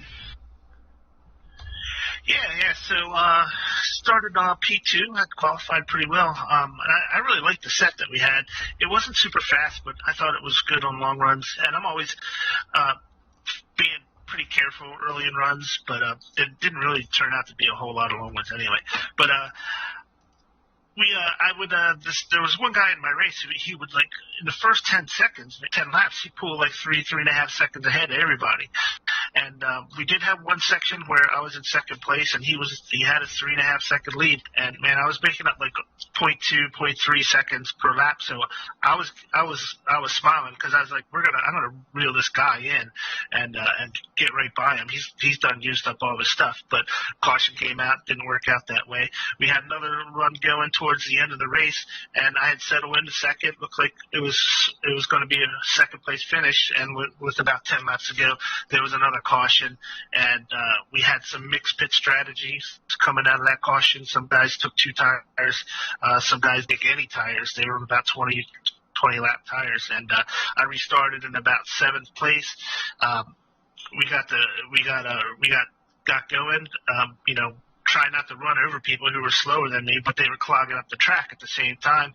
And by the time I had 1 lap to go, one of the faster cars spun somebody out in front of me. He hit the wall, and I hit him. So no yellow came out. It was on turn 3 of the last lap. So I was limping home in 8th place. So I'm just getting bit by these late cautions. Like, it seems like every race. I had perfectly clean race the whole time, and then right at the end, like for like the 4th time in this NIS season, I've just been getting late wrecks, and it's starting to bug me now. Are you sure you're not, psyching yourself out at the end of the race and I'm going to screw this up? And No, this is it was a deal where I was gonna be in the top 5 looking into this last lap because there were 4 cars in front of me and I was faster than them. It's a matter of was I going to be able to get by them without any problems, and it just the other car that was in front of me, he had fresh tires too, and he just went down on the bottom line. The car in front of him came down on him because he wasn't clear, and they sent him up the track. So I was ready to race hard for the finish, but it was just nothing I could do. Okay, Sunday Open, Tom Dreiling, P11, with a huge up and down race, qualified 4th, got spun, no yellow, was able to work my way back up. David, P bad. Yeah, this was just Vegas was my week to do stupid stuff, and I did not load sim racing apps, which starts beeping at me when I'm about to cross the speeding lines, right? So I didn't hear that beep that usually tells me to really get on the binders, and sped into pits, got a 40-second hold on the green flag stop, and never got it back. Damn. Tony Rochette, P5, stayed top 8 all race, late yellow, killed my long run, second place spot with 28 to go, P5. Sunday fixed, I ran P12, got wrecked on lap 1. It was enough damage that I was running 30th the whole race, but with late cautions and other wrecks, I hung in there and somehow got back up to 12th. I was telling Tyler, because I was going to park it after lap 1. I was like, no way I'm going to run around here for 2 hours and run 30th. But it's exactly what I did, and at the end with all the carnage, I was able to get a P12, and it just shows you got to stay in these things. I wound up 12th on Wednesday, 16th on Wednesday, just second splits, hard, just didn't. But I wasn't as bad as last year, but a little more speed out of it. Okay, good run for top split, right? Yeah. Better than running last. Stephen Llewellyn, he wrecked out Sunday fixed pretty early. Tyler Williamson, P10, nice run. He said he did not qualify but stayed clean. Longest run was early at about 30 laps. Kept digging on late restarts and snagged a top 10. The car was super tight, but the tires were still good. I can remember a time when I was more excited for the 1.5 than all the short tracks, but it's reversed. So we get to Phoenix, and I'm like, I can race again. And had a decent run, even with the patch, our set still kind of held up. And I had a really good long run set and took care of the car. Came home P9. But I also got to return a favor to a guy. This is a fun story. At Vegas, even though I didn't have any great LA or great NIS runs, I green-white checkered from winning, and this guy just ran through me. I show it in team chat, and everybody's like, yeah, that looked like it was completely on purpose. The guy did apologize, though, and I've seen him in race after race, and I was like, if he apologized, I was like, okay, I won't just headhunt him or anything. But I did say, I was like, look, you apologized, I'm not just going to come out and wreck you, but don't block me. Don't do anything to hold me up.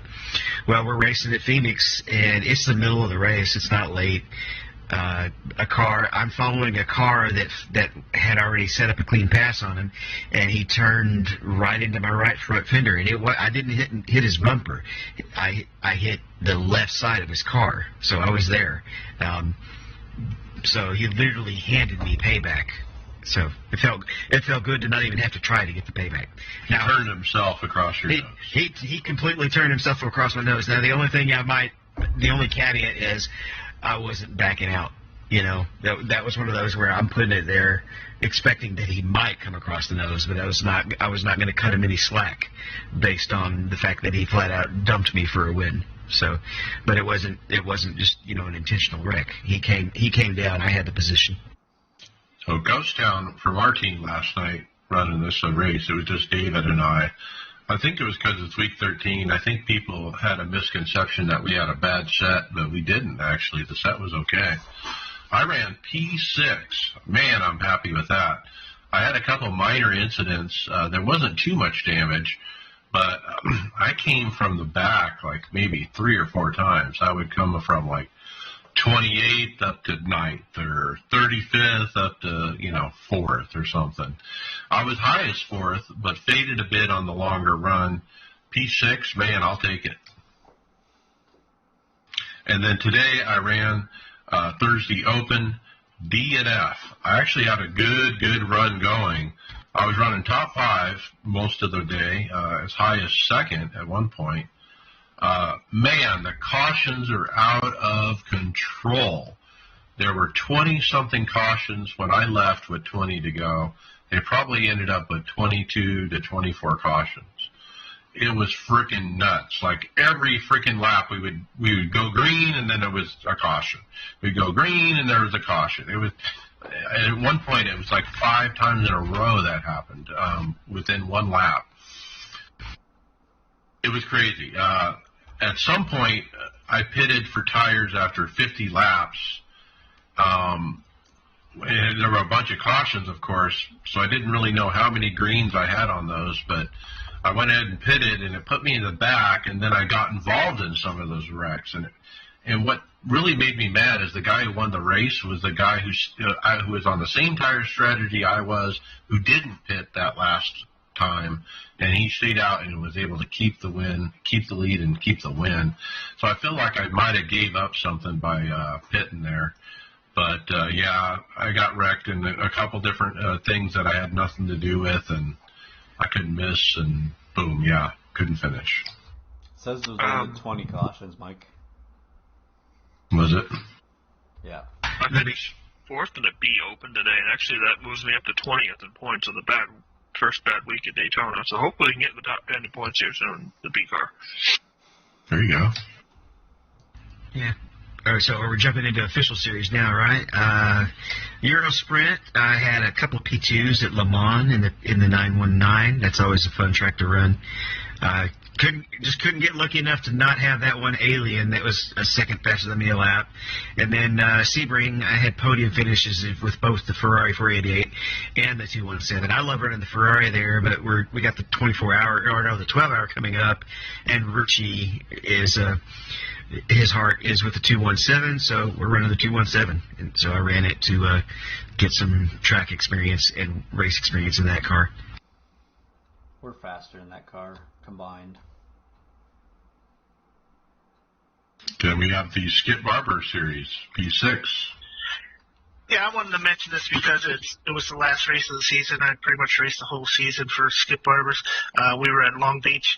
I finished P6. I started towards the back, but that track can have a lot of cautions in it just because of the walls around it, the road course, tight hairpin turn and all those would cause a problem. So all in all, I really liked the Skippies. I really liked Long Beach in the Skippies. That was a good combination because it's not overpowered like some of the bigger, faster cars are on that track where you really probably gotta mind your throttle a lot more.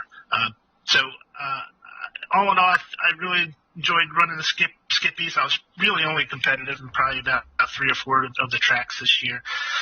So I'll probably do something else next season, but I do enjoy that car. All right, let's jump to leagues. Fast Track Sim Racing League. Monday night, 3 of us ran. I got P16, stayed out on an early caution, so we would have an extra set of tires, but never got that late caution to use that extra set. The last run, I was slick, and it was sliding around, losing spots. I think I was 12th, and I fell to 16th. Stephen Llewellyn ran with us. He had an early throughput fell to unacceptable levels connection issue. And then Tom Dreiling, P9, he said, good points day, kept my nose clean during early carnage, got shuffled around, but I'll take the top 10. Then Tom Dreiling again, Premier Race Network Cup, P3, qualified on the pole. My second of the year, fell back to 15 on the start with a bad turn 1 and being way too conservative. Was able to work my way back to the top 5 and ran there the rest of the race. OBRL, Brian. Yeah, first week of the new season for ARCA's OBRL. On Monday night, I got a P21. It was at Giga. The two Tonys were in there with me. I actually had a technical problem on that race. I talked about it last week. I was thinking about getting over-the-ear phones for racing in my VR because the ones that I have on the HP Reverb are like about an inch off your ear, so you get a lot of the ambient sounds. So before the race started, I took my earphones off. It's just a single screw, and just to test to see if a regular over-the-ear phones would work over top of this headset, and it worked fine. I put it all back, got through practice, and right before the race started, they went out on me. So the sound was picked up by my TV, so I could still hear the car sounds, and I could still hear the chat. But apparently when you lose your earphones, you lose your microphone too. And so I lost my spotter. I was running crew chief, so I didn't have a spotter for me at Talladega, so I just stayed out of everybody's way, stayed in the back, and just cruised through a P21. So I'll get this thing figured out. I just got to get it working.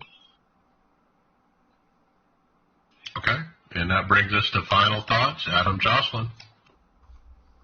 I'm just hopefully get another top 10 tomorrow in NIS. It's been good rattling off top 5s in the C truck and the B car, but guess they're doing that in the Cup car and winning some races. Hopefully that's coming soon. All right, get it. Brian McCubbin, final thoughts? So with this headphone issue, I actually wound up bringing a set, and I needed to get. Dave gave me a good suggestion to buy, but I actually now I'm going to need something with a microphone because the microphone didn't work when when you take the speakers off of my headset.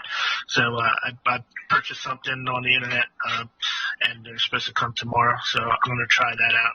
It's got like noise canceling and stuff, so I can drown out some of the ambient sounds, and hopefully that works real well. I'm looking forward to getting that set up. That's right. All right, David Hall, final thoughts? So I actually did a couple of hardware upgrades last week and didn't really mention it last week. After the Daytona Road Course, I decided I didn't like the way my throttle was working or my brake. I had a lesson with Bobby Zielinski, and he found most of my issues were actually under braking in the Cup car. Once we got that, got a lot quicker and a lot more consistent at the track. And it's also helped the sports car racing need a little bit more. But I bought the hydraulic upgrade and put it on my throttle, and I bought the little upgrade kit, performance kit for the brake as well. I was able to install the hydraulic upgrade, and that actually is really helping. I like the way it drives. But I completely broke off a bit in the screw to loosen to upgrade the brake, and couldn't get it off. It was stripped out. The right size hex key wouldn't work anymore. And nice cat there, Adam. Yeah, he's hungry, I think. It's broken off in there, and it probably will never come off until I decide to get a different set of pedals.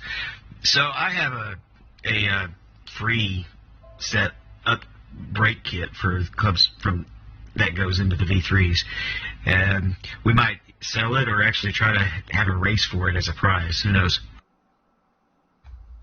Okay. And Greg Hectus, final thoughts? I don't really have a lot of thoughts. I'm looking forward to Phoenix this week and get some racing in. I guess we have a race for the majors this weekend at Long Beach with the Lotus in 79. That'll be a fun one, David. Sorry, I was busy talking in chat. What did you say? I was just talking about us going. We got the 79 car Lotus at Long Beach, and looking forward to that race. Yeah, it's actually a pretty fun. It's a pretty fun car to drive. The 49 was a nightmare, but the 79 is a lot more reasonable. I'm thinking of it's 6-speed, isn't it, David? I can't remember. No, it's only 5. 5. I ran the support race and came in like 14th out of 50 cars. I'm thinking I might use my shifter as like the actual real shifter like they used to do for the H pattern. Thinking about it. But anyways, yeah, so look forward to racing in that this weekend, and I'll get my 1NAS starting because I was gonna race last night, but the race wouldn't have finished probably until 11:30 last night, and I had to be up at 2:30, so wasn't gonna be how I wanted to do it. But I look forward to racing this week. Okay. My final thoughts, man, Phoenix. I was running P2 there before I screwed up and took tires. I was in position to win is what I was feeling like, and that felt pretty darn good, especially after the rough start I've had to this season. To be up there at the front and kind of in position, even though I screwed it up, but wow. The other thing is, man, what an embarrassment it was to be in that race with the 20-plus cautions. I mean, come on, guys, let's get it together. I mean, they're wrecking for dead last, and it's just one after the other, and it just kind of droned on forever. But, yeah, at least we know cautions aren't broke at Phoenix. They definitely are coming out. Oh, no, they're still broken. Someone got a quarter of the way sideways, and the caution came out today in the B race. Complete opposite of what happened in Vegas, where someone's backward on the front stretch for three-quarters of the straightaway, and there's no caution. Maybe they fixed it, right? So I think they overdid it. Well, at Phoenix, the whole racing surface counts as the whole racing surface instead of the apron. That's part of it. But I don't know. Nothing was addressed in the patch, Mark. But at Vegas, we had cars, that would be backwards, and it would still take another half of the straight for them to come to a stop before the caution would come out. So we're going to try it one more time tomorrow night, see if we can get a win. That's what I'm going to go in there trying to do, or maybe a top 5, we'll say. But, yeah, looking forward to it.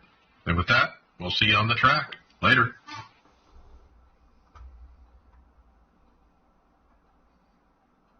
Okay, title ideas.